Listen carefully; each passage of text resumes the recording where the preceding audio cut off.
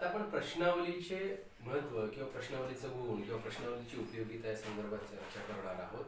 पण त्याच्या पूर्वी थोडं आपण प्रश्नावलीच्या संदर्भात अजून थोडी चर्चा करूया. आपण जसं बघितलं प्रश्नावलीचे प्रकार 6 आहेत आणि 6 प्रश्नावलीचे प्रकार हे वेगवेगळ्या उद्देशानुसार बदलत राहतात आणि त्याच्या अनुषंगाने संशोधन करता त्या प्रश्नावलीचा उपयोग करतो. पण प्रश्नावली जेव्हा तयार केली जाते त्यामध्ये काही काही घटकांचा आपल्याला निश्चितपणे विचार करावा लागतो. त्या त्या त्या घटकाच्या संदर्भात आपल्याला थोडं लक्ष घालून बारकाईने त्यात आपल्याला वापर करावा लागतो. उदाहरणार्थ प्रश्न हे अगदी क्रमवार असले पाहिजेत. कुठेही प्रश्न अगदी जे एक प्रश्न दुसऱ्या प्रश्नावर अवलंबून असला पाहिजे, त्याची साखळी असली पाहिजे. म्हणजे पहिला प्रश्न आणि दुसरा प्रश्न एकमेकाशी संलग्न असले पाहिजेत किंवा त्या म्हणजे सोप्याकडनं अवघडाकडे जाणारे प्रश्न पाहिजेत प्रश्नावलीमध्ये. उदाहरणार्थ जर विचारलं की तुमचं लग्न झालं आहे काय, होय किंवा नाही, हे बंदिस्त प्रश्नावली सारखं, म्हणजे होय किंवा नाही, दोन पर्याय आहेत, होय. आणि त्याच्यानंतर विचारलं मी की तुम्हाला मग मुलं आहेत का, होय किंवा नाही, असतील तर किती, 1 2 3 4 वॉटेवर. आता या संदर्भात जर आपण विचार केला, प्रश्न जर बदलला, सपोज आपण विचारलं पहिल्यांदा की मुलं किती आहेत, त्यांनी म्हणले 2, टिक मार्क केलं किंवा त्यांनी लिहिलं असेल. आणि खाली विचारतोय आपण की तुमचं लग्न झालं आहे का, म्हणजे हे विसंगत आहेत. प्रश्न कसे असली पाहिजेत, एक क्रमावर असली पाहिजेत, एकमेकाशी संलग्न असली पाहिजेत, एकमेकावर अवलंबून असली पाहिजेत आणि प्रश्नावलीचा क्रम जो आहे तो अगदी सोप्याकडून अवघडाकडे किंवा अगदी साध्या सोप्याकडनं क्लिष्टतेकडे गेला पाहिजे. म्हणजे उत्तरदात्याला उत्तर देत असताना थोडं अवघड जाणार नाही, तो इन्व्हॉल्व्ह होत राहील नाही. एकदा का इन्व्हॉल्व्ह झाला की तो मग सगळ्या प्रश्नाची उत्तर तो सहज देईल. आणि दुसरा महत्वाचा प्रश्न आहे की त्या प्रश्नावलीमध्ये खूप साधी भाषा वापरली पाहिजे, जेणेकरून उत्तरदात्याला त्या प्रश्नाचा मूळ नेमका अर्थ जो संशोधकाला अपेक्षित आहे तो अर्थ जो आहे तो अर्थ उत्तरदात्याला समजला पाहिजे. उत्तरदात्याला सुद्धा त्याच अर्थाने त्याला उत्तरदात्याने उत्तर दिलं पाहिजे. नाहीतर काय होतं की संशोधन करता थोडी जर शास्त्रीय किंवा अगदीच क्लिष्ट अशा भाषेचा वापर केला आणि तो मुळात अर्थ उत्तरदात्यापर्यंत पोहोचलाच नाही आणि त्यांनी उत्तर लिहिलंय पण त्यांनी दुसरा अर्थ घेऊन उत्तर लिहिलाय. मूळ जो उद्देश होता प्रश्न विचारण्याचा तो उद्देश कुठेतरी वेगळा झाला. म्हणजे काय होतं की भाषा ही साधी सरळ सोपी असली पाहिजे, जेणेकरून उत्तरदात्याला समजली पाहिजे. उत्तरदात्यात सहज त्याला समजून त्याच्या संदर्भातलं उत्तर लिहिता आलं पाहिजे.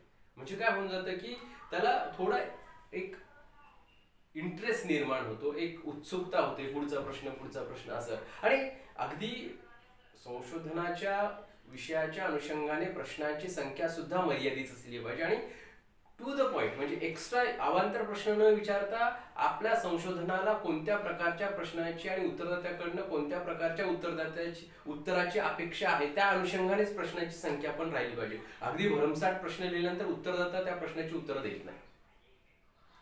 म्हणून प्रश्नांची संख्या पण मर्यादित असली पाहिजे, फोकस्ड प्रश्न असले पाहिजेत. आणि सगळ्यात महत्वाचं की प्रश्नावली तयार करताना प्रश्नाची संख्या जशी मर्यादित पाहिजे तसं प्रश्नांचे म्हणजे प्रश्नावलीच्या प्रकाराचा वापर पण असा चपकलपणे केला पाहिजे. जिथे बंदिस्त पाहिजे तिथे बंदिस्त, जिथे मुक्त पाहिजे तिथे मुक्त, अशा प्रश्नाचा वापर केल्यामुळे काय होतं की उत्तरदात्याला थोडं वेगळं पण जाणवतं. जिथे लग्न झालं आहे काय, होय किंवा नाही, ठीक आहे. मग या संदर्भात म्हणजे जिथे मुक्त आहे तर तिथे मुक्त, जिथे बंदिस्त आहे तर बंदिस्त, अशा मिश्रित प्रश्नावलीचा वापर जेव्हा आपण करतो त्यावेळेस उत्तरदात्याला जरा सोयीचं वाटतं. आणि सगळ्यात महत्वाचं की प्रश्नावली जी आपण देतो आहोत उत्तरदात्याला ती प्रश्नावली अगदीच खाजगी प्रश्न त्यामध्ये न विचारणारी पाहिजे. अगदीच खाजगी वैयक्तिक, ज्यामध्ये की गुप्त माहिती आहे किंवा त्या उत्तरदात्याची अगदीच खाजगी माहिती, असे प्रश्न विचारणं टाळलं तर काय होईल की आपल्याला रिस्पॉन्स चांगला मिळेल.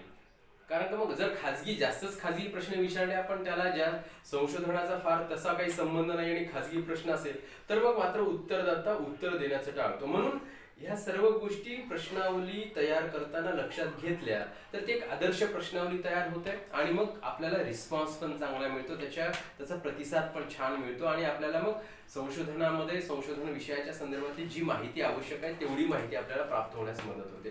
चला तर मग आपण प्रश्नावलीचे आता गुण बघूया, महत्व बघूया किंवा उपयोगिता बघूया. तर पहिलं सगळ्यात प्रश्नावलीचं सगळ्यात महत्वाचं गुण म्हणजे काय तर विस्तृत क्षेत्राचं अध्ययन करता येतं.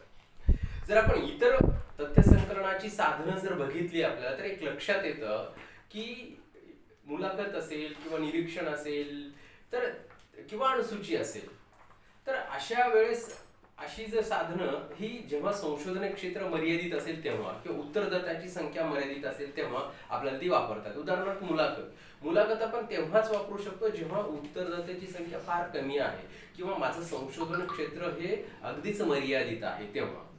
पण होतं काय की जेव्हा माझी उत्तरदात्याची संख्या खूप मोठी आहे आणि माझं संशोधन क्षेत्र सुद्धा खूप विस्तृत आहे अशा वेळेस मग मात्र मला काय करता येत नाही, इतर साधनं म्हणजे मुलाखतीसारखी साधनं मला तथ्य संकलनासाठी माहितीच्या संकलनासाठी वापरता येणं शक्य होत नाही कारण का ते खर्चिक बाब होईल. मग त्याच्यापेक्षा अगदी स्वस्त साधी सोपी तथ्य संकलनाची साधनं म्हणजे कोणतं तर प्रश्नावली आहे. प्रश्नावलीच्या माध्यमातून आपण विस्तृत क्षेत्रातनं असंख्य किंवा खूप चांगल्या उत्तरदाती संख्या असलेल्या संशोधन क्षेत्रामधनं माहिती संकलित सहज करू शकतो. उत्तरदात्याची संख्या खूप मोठी आहे आणि विस्तृत क्षेत्र आहे अशा संशोधन प्रकल्पासाठी आपण प्रश्नावलीचा वापर करणं शक्य होतं आणि त्यातनं माहिती सुद्धा मिळते. दुसरं आहे की स्वयंप्रशासन म्हणजे काय तर अगदीच ऑटोमॅटिकली जनरेट होते, ऑटोमॅटिकली ही प्रक्रिया रन होते. त्याच्यामध्ये कुठेही संशोधकाला आणि उत्तरदात्यांना दोघांनाही अजिबात त्रास होत नाही, ती अगदी सुलभ आहे. मुलाखतीमध्ये काय केलं जातं, मुलाखतीमध्ये संशोधन करता स्वतः उत्तरदात्याकडे जाईल, उत्तरदात्याची अपॉइंटमेंट घेईल, त्याच्या वेळेनुसार तो काय करेल, तो तिथे उपस्थित राहील आणि त्याची मुलाखत घेईल. ह्या सगळ्या प्रक्रिया ह्या पुढच्या व्यक्तीवर अवलंबून आहे. मग अर्थातच त्यामध्ये संशोधनकर्त्याचा वेळही जातो, खर्चही होतो, मानसिक त्रासही होतो, संबंधित उत्तरदाता त्यालाही वेळ द्यावा लागतो. त्या सगळ्याच गोष्टी तिथे थोड्या वेळखाऊ, खर्चिक अशा सगळ्या प्रक्रिया. इथे तसं नाही. इथे काय फक्त काय तर प्रश्नावलीची छपाई झाली की मग मात्र आपलं सगळं काम संपतं. अर्थातच काय तर संशोधनकर्ता एका ठिकाणी बसतो, तो एनव्हलप मध्ये प्रश्नावली टाकतो, त्याची प्रश्नावली पोस्टाच्या माध्यमातून उत्तरदात्याच्या घरी जाते. उत्तरदाता स्वतःच्या वेळेनुसार स्वतःच्या सवडीनुसार उत्तर लिहितो आणि त्याच दुसऱ्या रिकाम्या एनव्हलप मध्ये ते उत्तर टाकतो, परत ती प्रश्नावली परत पाठवून देतो आणि संशोधनकर्त्याला ती प्राप्त होते. इतकी साधी सोपी स्वयंप्रशासित पद्धत आहे. त्याच्यामध्ये कुठेही उत्तरदात्यालाही त्रास होत नाही आणि संशोधनकर्त्याला त्रास होत नाही, म्हणून ती स्वयंप्रशासित किंवा स्वयंप्रशासनासारखी आहे असं म्हटलं जातं आणि ती फार सोयीची पण ठरते. दुसरी गोष्ट आहे की कमी खर्च. इथे संशोधनकर्त्याला कमी खर्च लागतो, फक्त छपाईचा आणि पोस्टाचा तेवढाच खर्च हा प्रश्नावलीच्या संदर्भातला आहे. बाकी इतर कुठलाही खर्च या प्रश्नावलीला लागत नाही. मात्र इतर जर साधनं बघितली, इतर तथ्य संकलनाची जर साधनं बघितली आपण, उदाहरणार्थ अणुसूची घ्या, मुलाखत घ्या, निरीक्षण घ्या, हे सर्व साधनं ही खर्चिक आहेत, वेळखाऊ आहेत. का तर मुलाखतीमध्ये तुम्हाला संशोधनकर्त्याला कुठे जावं लागतं, उत्तरदात्याच्या घरी जावं लागतं, उत्तरदाता जिथे असेल तिथे जावं लागतं. तेवढा जो खर्च आहे तो खर्च, त्याच्यानंतर तिथे वेळ लागणारा वेळ, निरीक्षणाचं पण तेच आहे. निरीक्षण करताना सुद्धा संशोधन क्षेत्रामध्ये जावं लागतं, त्याला तिथे वेळ द्यावा लागतो, त्याला अर्थातच जेवढा वेळ जास्त तेवढा तुमचा खर्चही जास्त. इथे तसं काहीच नाही. इथे अगदी सोपं आहे. अगदी तुम्ही कार्यालयात बसून सर्व गोष्टी, सर्व प्रकारच्या गोष्टी ही मॅनेज करू शकता, हाताळू शकता. म्हणजे संशोधन करता हा स्वतः एनव्हलप मध्ये प्रश्नावली टाकून पोस्टात पोस्ट केला की आपोआप ती उत्तरदात्याकडे जाते. उत्तरदाता त्याच्या सोयीनुसार, त्याच्या सवडीनुसार सर्व प्रकारची प्रश्नाची उत्तरं देतो आणि परत तो संशोधनकर्त्याकडे पाठवून देतो आणि ती परत संशोधनकर्त्याकडे येते. म्हणजे एवढी साधी सोपी प्रक्रिया आहे. म्हणून त्यामुळे खर्च फार कमी लागतो तुलनेमध्ये इतर घटकांच्या, इतर साधनांच्या तुलनेमध्ये प्रश्नावलीचा खर्च हा फारच कमी असतो. चौथी महत्वाची उपयोगिता किंवा त्याचा गुण आहे तो म्हणजे माहिती त्वरित प्राप्त होते. इथे काय होतं की इथे तथ्य संकलनाची जी प्रक्रिया आहे ती खूप लवकर होते. एकदा का तुमच्या प्रश्नावलीची छपाई झाली, ती पोस्टाने तुम्ही टाकलात की पोस्टाने टाकणं आणि उत्तरदात्याकडे गेलं. उत्तरदात्याकडे जाऊन उत्तरदाता स्वतःच्या सोयीनुसार जेव्हा प्रश्न लिहून पाठवून देतो, हा दरम्यानचा एक 15-20 दिवसाचा कालावधी असतो, जास्त फार काही नसतो. त्याच्यामुळे काय होतं की अगदी मर्यादित कालावधीमध्ये अनेक उत्तरदात्यांच्या वेळेनुसार सोयीनुसार आपल्याला सर्व प्रकारच्या प्रश्नावली सर्व उत्तरदात्यांच्या प्रश्नावली पाठ आपल्याला प्राप्त होतात. म्हणजे काय होतं की इथे वेळ जास्त लागत नाही, कमी वेळेमध्ये आपल्याला जास्त माहिती प्राप्त होते. मुलाखतीमध्ये तुम्हाला प्रत्येक मुलाखत दात्याला वेळ द्यावा लागतो. निरीक्षणामध्ये ती घटना तो संशोधन क्षेत्रामध्ये जाऊन निरीक्षण संपेपर्यंत थांबावं लागतं, निरीक्षणाचं कार्य संपेपर्यंत थांबावं लागतं, ती घटना पूर्ण होईपर्यंत थांबावं लागते. म्हणजे काय होतं की ती वेळखाऊ आहे. आणि इथे काय होतं, इथे तसं नाही. इथे तुम्हाला अगदी मर्यादित कालावधीमध्ये असंख्य उत्तरदात्याकडनं माहिती सहज प्राप्त होते. पाचवा सगळ्यात महत्वाचा पॉइंट आहे, मुद्दा आहे, तो म्हणजे पुन्हा पुन्हा माहिती प्राप्त करण्याची सोय. मी म्हटलं ना की काही वेळेस काही विषय असे असतात की कालावधीनंतर उत्तरदात्याला आपल्याला थोडं तपासून बघावं लागतं, त्यांनी जी उत्तरं दिलेली बरोबर आहेत, म्हणजे काय तर पुनर्परीक्षण करावं लागतं. काही वेळेस काय होतं की उत्तरदाता अपूर्ण माहिती देते, तर त्याही वेळेस आपल्याला परत एकदा प्रश्नावली पाठवून त्याच्याकडनं माहिती गोळा करावी लागते. काही विषय असे असतात की कालांतराने आपल्याला त्यांचे मतात परिवर्तन झालं का नाही, किंवा त्यांच्या विचारात परिवर्तन झालं का नाही, त्यांच्या राहणीमानात परिवर्तन झालं का नाही, एखाद्या घटकाचा किती प्रभाव पडलेला आहे, हे तपासण्यासाठी प्रत्येक वेळेस आपल्याला त्याला थोडं तपासून बघावं लागतं. आणि त्यावेळेस अशा प्रकारचे प्रश्नावली जर वापरली तर आपल्याला काय होतं की कमी खर्चामध्ये आपल्याला त्या उत्तरदात्याकडनं माहिती प्राप्त करता येते. म्हणजे पुन्हा पुन्हा आपल्याला त्या उत्तरदात्याकडे प्रश्नावली पाठवून त्याच्या उत्तरदात्यांची उत्तरं आपल्याला सहज प्राप्त करता येतात. ही एक सोय आपल्याला प्रश्नावलीमध्ये माहिती प्राप्त होते. आता मुलाखतीमध्ये काय होतं की मुलाखतीमध्ये प्रत्येक वेळेस आपल्याला जाणं शक्य होत नाही. जर आपल्याला जायचं जरी असेल तरी मुलाखतदाता जो आहे, उत्तरदाता आहे, त्याला तो वेळ देईलच याची काही शाश्वती नसते. निरीक्षणामध्ये तीच आहे, ती घटना एकाच वेळेस घडते. काही घटना अशा असतात की अनेक दिवसानंतर अनेक अशा कालावधीनंतर एकदाच घडत असते, ती वारंवार घडत नसते. मग त्या घटती ती तो कालावधी किंवा ती वेळ येईपर्यंत वाट बघणं शक्य नसतं. पण इथं तसं नाही. तुम्हाला उत्तरदात्याच्या माहितीची तपासणी करायची आहे किंवा उत्तरदात्याला वेगवेगळ्या प्रकारचे प्रश्न विचारून त्याचं त्याने जी पूर्वी उत्तर दिली ती बरोबर दिली की नाही हेही तपासता येतं. म्हणजे पुनर्परीक्षण करता येतं. ह्या सगळ्याची सोय या प्रश्नावलीमध्ये आहे. त्याच्यानंतर स्वतंत्र आणि प्रामाणिक माहिती. काय होतं की उत्तरदात्याच्या समोर जर संशोधन करत असला तर दोघांचा एकमेकावर प्रभाव पडतो. त्यामुळे काही वेळेस माहिती खोटी किंवा काही वेळेस चुकीची माहिती मिळते. मुलाखतीमध्ये उत्तरदाता आणि संशोधक एकमेकासमोर असल्या कारणामुळे काय होतं की एकमेकाचा प्रभाव पडत असल्या कारणामुळे कधी कधी माहिती चुकीची किंवा कधी कधी जरा जास्तीची माहिती जी आपल्याला नको आहे ती अशा प्रकारची माहिती मिळते. त्यामुळे काय होतं की संशोधनासाठी आवश्यक असलेली माहिती मिळत नाही, उलट ती चुकीची माहिती मिळते. इथे तसं नाहीये. संशोधनकर्त्याचा आणि उत्तरदात्याचा एकमेकाशी काहीही संबंध येत नसल्या कारणामुळं संशोधनकर्त्याचा प्रभाव उत्तरदात्यावर अजिबातच पडत नाही.